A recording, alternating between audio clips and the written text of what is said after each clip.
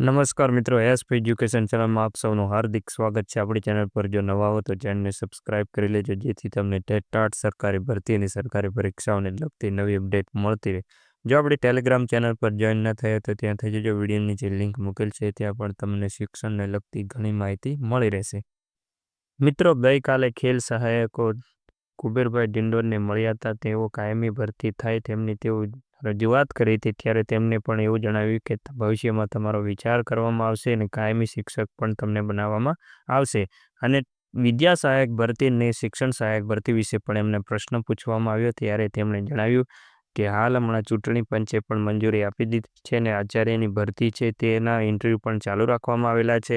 એટલે શિક્ષણ સહાયક ઉચ્ચતર માધ્યમિક, ત્યારબાદ માધ્યમિક અને વિદ્યા સહાયક ભરતી એમ ક્રમશઃ કરવામાં આવશે। એટલે ટૂંક સમયમાં વિદ્યા સહાયક, શિક્ષણ સહાયક બધી જ ભરતી પૂર્ણ કરવામાં આવશે તેવું તેમણે જણાવ્યું હતું। અને એમ પણ એમણે જણાવ્યું છે કે જે વિદ્યા સહાયક ભરતીનું છે તે મેરિટ લિસ્ટ પણ તૈયાર થઈ ગયું છે।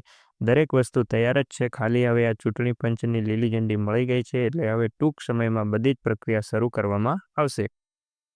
આચાર્ય ભરતીના 10 થી 13 ફેબ્રુઆરીના જે ઇન્ટરવ્યૂ રાખવામાં આવેલા હતા તેને પણ ચાલુ રાખવા માટે ચૂંટણી પંચે લીલી ઝંડી આપી દીધી છે।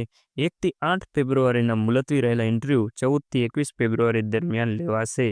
એટલે જે ઇન્ટરવ્યૂ મુલતવ કરવામાં આવેલા હતા તેને પણ હવે ચાલુ રાખવામાં આવેલા છે।